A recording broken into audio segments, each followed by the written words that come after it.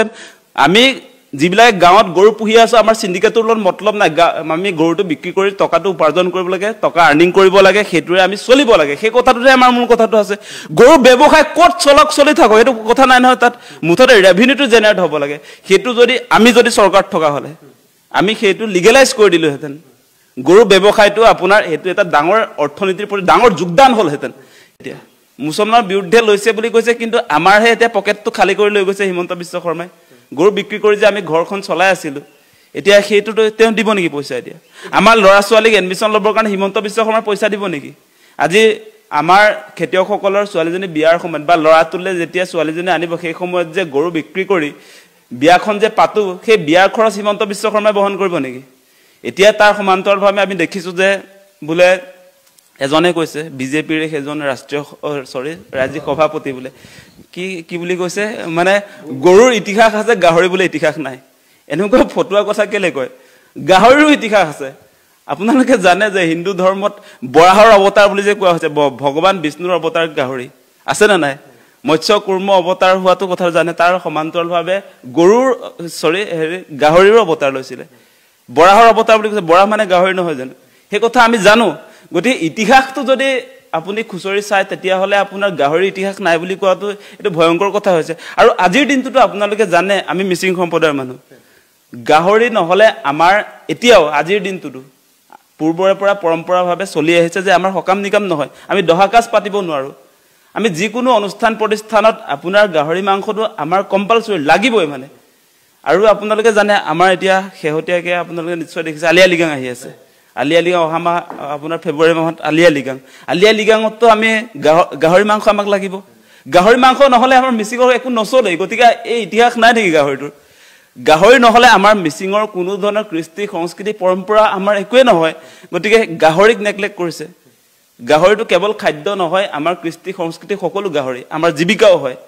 গতিকে তেওঁ নাজানিলে তেওঁ ক'ব নালাগে ভৱেশ কলিতা আপোনাৰ ইতিহাস নাই গাহৰিৰ ইতিহাস নাই বুলি ক'বলৈ কেতিয়াও নাহিব গৰুৰ যদি ইতিহাস আছে গাহৰিৰ ইতিহাস আছে তেনেকুৱা ফটুৱা কথা কৈ মানুহক বিভ্ৰান্ত কেতিয়াও নকৰিব গৰু পুহিছে নাই ভৱেশ কলিতাই বা হিমন্ত বিশ্ব শৰ্মাই গৰু পুহি পাইছে নে নাই তেওঁলোকে যে সিদ্ধান্ত লৈছে যে যিবিলাকৰ ঘৰত চাগে গৰু নাই সেই গৰু নাইকিয়া মানুহবিলাকে তেওঁলোকে এতিয়া আপোনাৰ গুমাংস নিষিদ্ধ কৰা বা গৰু খাব নে নাখাব বা গৰুৰ ব্যৱসায়টো সেই সম্পৰ্কত তেওঁলোকে সিদ্ধান্ত ল'ব যেটা শেহতীয়াভাৱে গু আইনখন যেতিয়া আনিছিল অসম চৰকাৰে যেতিয়া গু আইনখন আনিছিল যে বহিৰাজ্যলৈ যেহেতু গু ৰপ্তানি কৰাটো নিষিদ্ধ বৰ্তমান সময়তো আজিও বহিৰাজ্যলৈ বা বিদেশলৈ বৰ্তমান মুহূৰ্তত অসমৰ গু গুধন গৈ আছে কিন্তু সেই আইনখন কৰবাত সফল হৈছে জানো তাৰ পিছত আকৌ এখন নজনা মানুহে কৰা কাম হেবিলা সঁচাকৈ কৈছো নজনা মানুহে কৰা কাম হিমন্ত বিশ্ব শৰ্মা তেওঁলোকে সিন্ডিকেটৰ স্বাৰ্থত কৰিছে গৰুটো এটা মই কৈছো এটা অৰ্থনীতি হ'ব পাৰে সেই কথাটো বুজি নোপোৱাটো হেতু কি মানুহে কথাটো বুজি পোৱা নাই বহুত টকা ৰেভিনিউ আহিব গৈ থাকক ইয়াৰ পৰা বাংলাদেশ যায় নে সুইজাৰলেণ্ড যায় নে য'ত যায় বহি ৰাজ্যত যায় ৰাজ্যটো পাৰ কৰি কৰবাত গুচি যাওক চীনলৈ গুচি যাওক সেইটো আমাৰ মতলব নাই নহয় তাৰ পৰা আমাৰ ব্যৱসায়টো হ'ব লাগে অৰ্থনীতিটো আহিব লাগে টকা আহিব লাগে মানুহে চলিব পৰা এটা ব্যৱস্থা আছে হেতুত মোৰ একো প্ৰবলেমে নাই তাত এটো সিন্ডিকেট চলাই থকা বিলাকৰ প্ৰবলেম আমি যিবিলাক গাঁৱত গৰু পুহি আছো আমাৰ সিন্ডিকেটৰ লগত মতলব নাই আমি গৰুটো বিক্ৰী কৰি টকাটো উপাৰ্জন কৰিব লাগে টকা আৰ্নিং কৰিব লাগে হেতুৰে আমি চলিব লাগে সেই কথাটোতে আমাৰ মূল কথাটো আছে গৰু ব্যৱসায় ক'ত চলি থাকক এটো কথা নাই নহয় তাত মুঠতে ৰেভিনিউটো জেনাৰেট হ'ব লাগে হেতু যদি আমি যদি চৰকাৰ থকা হলে আমি হেতু লিগেলাইজ কৰি দিলো হেতেন গৰু ব্যৱসায়টো আপোনাৰ হেতু এটা ডাঙৰ অৰ্থনীতিৰ প্ৰতি ডাঙৰ যোগদান হ'ল হেতেন সেই কথাটো বুজি নলয় এতিয়া ধৰ্মীয় স্বাৰ্থত ধৰ্মীয় বুলি ক'ব লাগিব এতিয়া অসমত বা ভাৰতত আপোনালোকে জানে এই ধৰ্মক লৈ ৰাজনীতি চলি আছে সাম্প্ৰদায়িক ৰাজনীতিয়ে চলি আছে সেইবিলাকৰ কাৰণে এইবিলাক অস্ত্ৰ গৰুটো এটা ৰাজনৈতিক জীৱ এতিয়া পলিটিকেল হাতিয়াৰ গৰু এই মুহূৰ্তত হিমন্ত বিশ্ব শৰ্মাহঁতৰ কাৰণে গৰু নোপোহা মানুহ গৰু সম্পৰ্কে তেওঁ নাজানে মই সেই কথাটো কৈছো যে গোটেই ৰাজপথত গৰু যে ডেইলি মৰি আছে সেইবিলাক তেওঁলোকে অতৰাই কেতিয়াবা দাহন কিবা কৰিছে নে নাই বাৰু এটা গোটেই বিষয়টো যদি এনে ধৰণে হৈ থাকে যেহেতু আমিও গ্ৰাম্য অঞ্চলৰ পৰা বাস কৰো আমিও গৰু এটা বিক্ৰী কৰি আমিও এডমিশন লৈছিলো গতিকে এই গোটেই প্ৰক্ৰিয়াটো আপুনি গোটেই বস্তুটো কেতিয়ালৈ যেতে মুক্ত বা এই গোটেই বিষয়টো আপুনি ইতিমধ্যে উল্লেখ কৰিছে শেষবাৰৰ কাৰণে মই পুনৰবাৰ আজি আমাৰ এই অনুষ্ঠানৰ জৰিয়তে মুখ্যমন্ত্ৰীৰো আমি দৃষ্টিগোচৰ কৰিবৰ কাৰণে আমি চেষ্টা কৰিছো যে আপুনি শেষবাৰৰ কাৰণে এই গোটেই বিষয়টোৰ সম্পৰ্কত কেনে ধৰণে আপুনি ক্লোজ হোৱাটো বা তাত শেষ হোৱাটো বিচাৰে ক্লোজ মানে ইয়াৰ কাৰণে গোমাংস নিষিদ্ধ কৰাৰ যি সিদ্ধান্ত গ্ৰহণ কৰিলে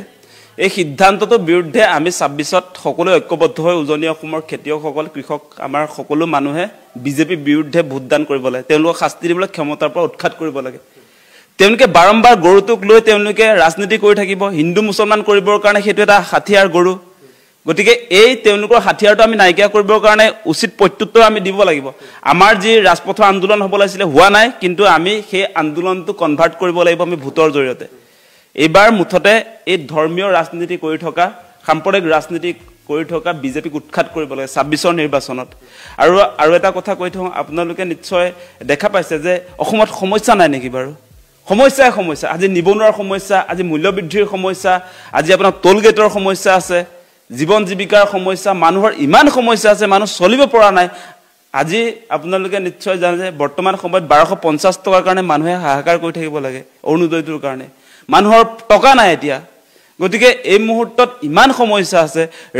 ৰাইজক বা মানুহবিলাকক কৰ্মসংস্থাপনৰ কোনো ধৰণৰ ব্যৱস্থাপনা কৰিব পৰা নাই চাকৰি বাকৰি আপোনালোকে নিশ্চয় দেখি থাকে যে ১ লাখ দিয়ে বহুত ডাঙৰ এডভাৰটাইজ দিয়ে কিন্তু আজিৰ দিনটোত আপোনাৰ এই ২১ চনত যি আপোনাৰ ২২ লাখ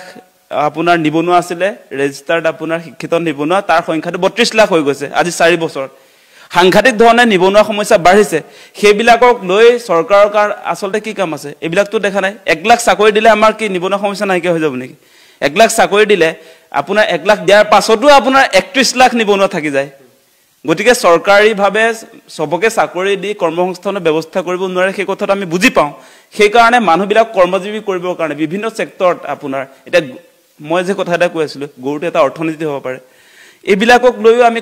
কৰ্মসংস্থাপন কৰাব লাগিব মানুহক গৰু গাহৰি যিয়ে নহওক আমাৰ যিবিলাক খাদ্য আছে যিবিলাকৰ বজাৰ আছে সেই বজাৰত যদি থকা বস্তুবিলাকক লৈ আপুনি যদি কিবা এটা ইনভেষ্টমেণ্ট কৰে বা সেইটোক লৈ যদি আপোনাৰ ব্যৱসায়টো আৰম্ভ কৰে তেতিয়া ডেফিনেটলি সেইবিলাকতো কৰ্মসংস্থাপন হ'ব এটা হোটেলবিলাক যে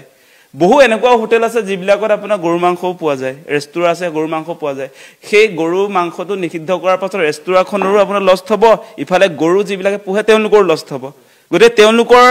যিটো আচলতে গৰু পুহি যি টকা উপাৰ্জন কৰিছিলে সেইবিলাকতো এতিয়াৰ পৰা নাইকিয়া হৈ যাব গতিকে সেই কথাটো আচলতে বুজি পোৱা দৰকাৰ গৰু যিবিলাকে মানে হিমন্ত বিশ্ব শৰ্মা মানুহজনৰ সঁচাকৈ লাজ নাই যোৱাকালি তেওঁ ক'লে পলিটিকেল পাৰ্টিজবিলাকে বোলে প্ৰতিবাদ কৰিব নালাগে আজি আপোনালোকে নিশ্চয় দেখিলে তেওঁ যিটো পাৰ্টিক বিলং কৰে আজি বিজেপিয়ে গুৱাহাটীত ৰেলী উলিয়াইছে প্ৰতিবাদ কৰিছিলে আৰু প্ৰতিবাদটোতো বেয়া পোৱা পাৰ্টি আছিলে বিজেপি ঘপকে কেনেকৈ আচলতে প্ৰতিবাদত নামি গ'ল আজি আপোনালোকে নিশ্চয় দেখিছে তেওঁলোকে আজি গুৱাহাটীৰ মাজমজিয়াত তেওঁলোকে আপোনাৰ প্ৰতিবাদী কাৰ্যসূচী ৰূপায়ণ কৰিছে আৰু প্ৰতিবাদী কাৰ্যসূচীত তেওঁলোকে মহিলা সুৰক্ষাৰ কথা কৈছে আজি আপোনাৰ ২ বছৰ পাৰ হৈ গৈছে ২ বছৰ আপোনাৰ পাৰ হৈ গৈছে মণিপুৰত আপোনাৰ মহিলা সুৰক্ষা কি অৱস্থাত আছে আপোনালোকে নিশ্চয় জানে তাত আজিৰ দিনটোলৈকে প্ৰধানমন্ত্ৰী নৰেন্দ্ৰ মোদী এদিনো নগ'লে তাত মহিলাক আচলতে এনেকুৱা পৰ্যায়ত নিৰ্যাতন চলাইছে যে তাত উলংঘ কৰি ৰাজপথত আচলতে ৰেলী উলিয়াইছিলে সেই সময়ছোৱাত এই সুৰক্ষা পাৰ্টিটো ক'ত আছিলে এই বিজেপিৰ সুৰক্ষা পাৰ্টিটো ক'ত আছিলে মণিপুৰত যেতিয়া উলংঘ প্ৰতিবাদ হৈছিলে তেতিয়া আপোনালোকে ক'ত আছিলে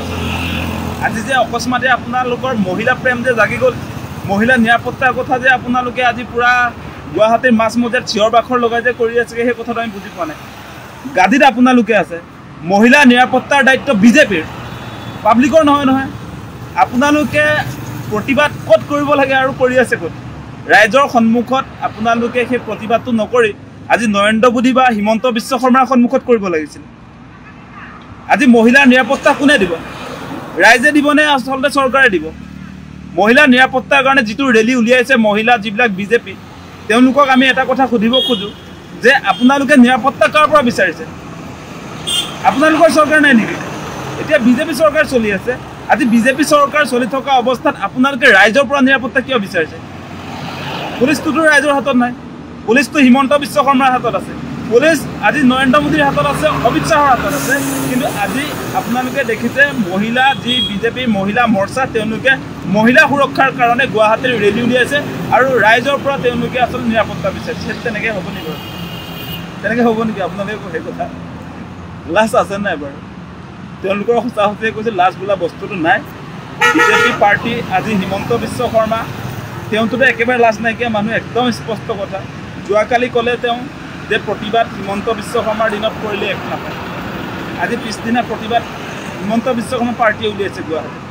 আৰু দুদিন আগত কি হৈছিলে দেখিছে নাই আপোনালোকে কালি কালিৰ ঘটনা এটা কৈ দিওঁ আপোনালোকে আজিকালি গুৱাহাটীৰ স্মাৰ্ট পুলিচ প্ৰতিবাদী কাৰ্যসূচী দমন কৰিবৰ কাৰণে কালি কামুৰি দিছে পুলিচে কেতিয়াবা আমি লাঠি চাৰ্জ কৰা শুনিছোঁ কেতিয়াবা টিয়াৰ গেছ এষ্টাব্লিছ কৰা আমি শুনিছোঁ কিন্তু কামুৰি দিয়াটো আমি কেতিয়াও শুনা নাই পুলিচৰ এতিয়া নতুন অস্ত্ৰ আহি গ'ল কামুৰি দিয়ে তাত এতিয়া নতুন অস্ত্ৰ দাঁতেদি কামুৰি দিব যেতিয়া আপুনি প্ৰতিবাদ কৰিব এতিয়া মানে পুলিচৰ লাঠিৰ সলনি দাঁতহে অস্ত্ৰ হৈছেগৈ বা আপোনাৰ বন্দুক চন্দুক যদিও থাকে সেইবিলাক নহয় এতিয়া দাঁতেদি কামুৰি দিব এনেকুৱা পৰ্যায়ত অসম পুলিচ হিমন্ত বিশ্ব শৰ্মাই গঢ়িছে আজি অসম পুলিচক যিটো পৰ্যায়ত তেওঁ ট্ৰেইনিং দিছে আপোনালোকে দেখি আচৰিত হ'ব যে অসম পুলিচে এতিয়া নেম প্লেট খুলি লয় যেতিয়া কাৰ্যসূচী আমি কৰিবলৈ যাওঁ তেতিয়া অসম পুলিচৰ অফিচাৰ্ছবিলাকে নেম প্লেট খুলি লয় নিজৰ নামটো আচলতে লুকুৱাবৰ কাৰণে নেম প্লেট খুলি পেলায় তাৰপাছত তেওঁলোকে দাদাগিৰিটো চলায় আমাৰ পৰা কিন্তু পুলিচৰ দাদাগিৰি আমি ভয় কৰিম নেকি পুলিচৰ দাদাগিৰিটো আমি কেতিয়াও ভয় নকৰোঁৱে তেওঁলোকে যিমানে কওক যিমানে আমাৰ ওপৰত আক্ৰমণ কৰক আমি পুলিচক কেয়াৰ কৰা মানুহ নহয় ভয় দেখুৱালে ভয় খাম নেকি আমি ভয় দেখুৱালে আমি ভয় খোৱা মানুহ নহয় সেই কথাটো হিমন্ত বিশ্ব শৰ্মাই জানি থোৱা দৰকাৰ আৰু তেওঁ কি কালি গুলিয়াম বুলি কৈছে কেইটা গুলিয়াব আপুনি হিমন্ত বিশ্ব শৰ্মা আপুনি কেইজনক গুলিয়াব সেই কথাটো ক'লোঁ কা আন্দোলনৰ 5 জনক গুলিয়ালোঁ বুলি আপুনি পুনৰ গুলিৰ ভয় দেখুৱাইছে আমাক মানে আপুনি আকৌ গুলি কৰি আমাক মানে আমাৰ আন্দোলন আমাৰ যি অসমৰ মৌলিক সমস্যাক লৈ আন্দোলন হৈছে সেইবিলাকক লৈ যেতিয়া আমি মাত মাতিছোঁ প্ৰতিবাদ কৰিছোঁ তেতিয়া আপুনি মানে গুলিয়াম বুলি আমাক দম দিছে আপোনাৰ দমত আমি ভয় কৰা মানুহ নহয় উফৰি যাব সেই কথাটো কৈ দিলোঁ সদায় গাড়ীত নাথাকে আপুনি আজিৰ দিনটোত আপোনালোকে জানে অসমত মূল্যবৃদ্ধিৰ সমস্যা স্মাৰ্ট মিটাৰ ডকাইতিৰ সমস্যা গোটেই দেশখনক আপোনালোকে জানে যে আদানী আম্বানী গতাই দিলে গতিকে ইয়াৰ বিৰুদ্ধে প্ৰতিবাদ নকৰিম নেকি আমি আলটু ফাল্টু কথাক লৈ